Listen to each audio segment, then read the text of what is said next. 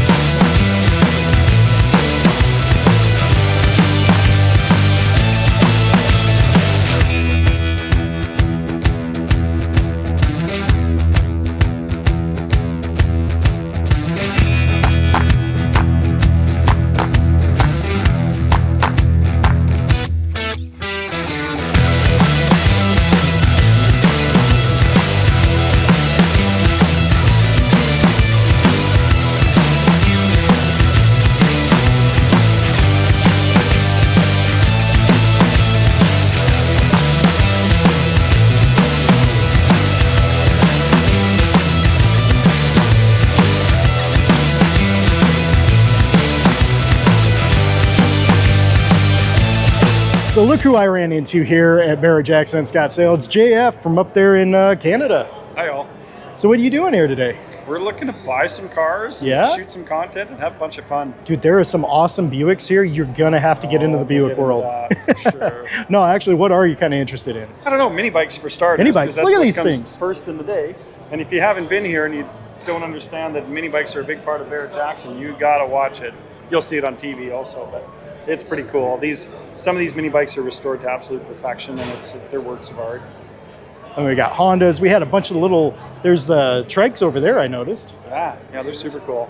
Maybe I'll have to try next year to get in and be the driver for some of these because I'm small enough, right? Yeah, it would work out perfect. All right, go have fun. We'll see you later. You bet. Cheers. And you never know, we might go back up to Canada and see him again. Yeah. Hey folks, I got a special guest here today that I just happened to come across. This is Barry McGuire right here. Yeah. Now if you remember, Barry used to host a show called Car Crazy. And well, for some of us younger folk, we grew up watching it. Barry, thank you very much. We did that for 18 years. Wow. 18 years and traveled the world. We had on, Discovery Channel. Yep. And yeah, we went everywhere. And amazing how you find hot rodders, not just car guys. Car guys everywhere. About 10% of the population are car guys. But when you come to hot rodders, which I think the hot rod itself, the V8 engine is the great ambassador for the United States. Yeah. And you don't have that anywhere else.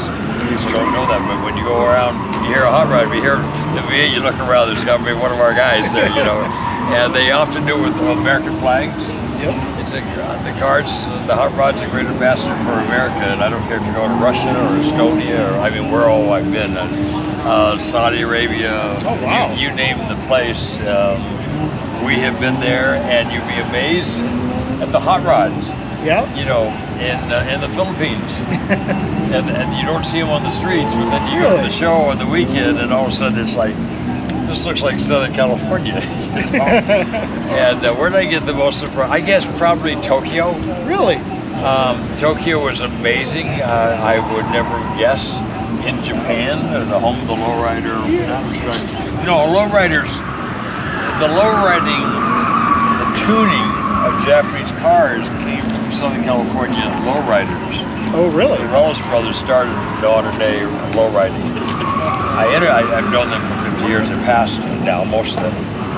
And they talk about how the Japanese came and talked to them and started buying their cars. And I did start seeing in Tokyo their cars lowered down with Mexican flags in the back end. It was just crazy. I saw that. Wow. And then eventually their dynamic, incredible engineering ingenuity started coming up. In parts, you had to kind of go behind the scenes to get those Japanese parts in, and then it grew into this massive industry. Yep. But so the hobby's all connected. But in Tokyo, I went. There's 1,000 hot rods. Holy moly. 1,000 hot rods in Tokyo, and everybody knows the name Edelbrock and Niski, and the Shelby, and they can't speak real good English, but the Shelby, they knew the history. And they were so excited to talk to an American who was friends with them. They could tell them real stories. That's awesome. That was one of the more fun things I had. But it's a global hobby. Yeah. About 35 million people in the United States are car guys and gals. Yep. If you're a gal, you love cars, you're a car guy, right? And that's the way it is. But we find it about the same everywhere you go, no matter what country. About 10% of the population are car guys. That's interesting. They may like cars decidedly different than what we like, but they deal with whatever they have at the time. They've got the gene, and they want to work on the engines and do tuning and all that kind of stuff. So that's a global phenomenon that we get to be a part of. It is. Yeah, I talk about how we are a part of the greatest global community in the world. And I say that sincerely because car guys, as you know, are giving, kind, go the extra mile, will help their competitor who's competing against them to win. And there's just this love. I have seen that between us, and so it's a wonderful hobby. I thank God every day that I'm a car guy. The car world encompasses so much, and I mean, talking lowriders, tuners, hot rod guys. There's off-road stuff going on over here too somewhere. All of it. It's a very same passion. That's where we use the term car crazy. Back when we started that show, there was not a lot of cooperation between the different segments. They all felt like they were the real car guys, and those guys weren't. And so we brought car crates to talk about, we all look different. Some are rich, some aren't rich, some are poor, some don't even have a car, but they're still car guys because they have the heart. That's true. That's what brings us together, is passion. Well, I gotta ask you one more question, Barry. Okay, all right. So, the whole name of my show is How Do You Hot Rod? Yeah. How do you hot rod? Well, I don't talk a lot about myself, so that's kind of a thing. But I think it's a general question. Okay. And the great thing about hot rodding, it's very personal. You know, back in the 30s in France, it's referred to commonly as the golden age of coach building. Okay. And they created these amazing cars, and some big full fender cars, they even covered up the wheels some. And the aerodynamics, it was just like, oh my goodness. They would show them off on the Champs-Élysées in Paris by the Arc de Triomphe, around that whole area there. Okay. And the ladies would come out with great fashion to match the car, the colors of the car. Interesting. It was incredible, and that was called the Concours d'Elegance. Okay. That's where we get the term for today, for the elegant cars. See? So that was, in a way, customizing. We are way beyond that today. This is the type of golden age, because you look at the cars. For instance, I give an award coming up in February called the Riddler Award at Autorama. The cars that compete for the Riddler Award, I mean, you couldn't have made those cars back in the 30s. In fact, the cars back in the 30s, they didn't even fit. They were crooked. The gaps were all, I mean, it was kind of archaic at the time. They looked beautiful from a distance. Yeah. But you get the cars competing for the Riddler Award, and they put a mic out to make sure the tolerances are the same on every gap on the entire car. Wow. They crawl underneath the car. If there's a nub in the paint underneath the car, underneath this is important as the top.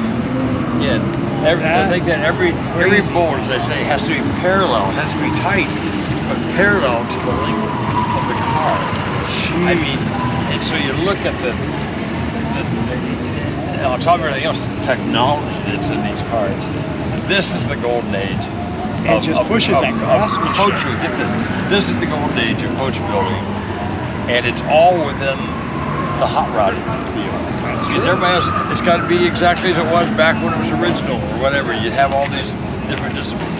There's no discipline in hot rod. No. You could just be personal. Build it how you want. If you could see it, you could build it today. Like those rat rod guys. And the rat rod guys, thank God for them. That is exactly build it how you want. I love it. I love those guys. And you know what? They eventually evolve. They may at some point actually want to use car wax with it. All right. Well, Barry, I appreciate a few minutes. Thank you very much.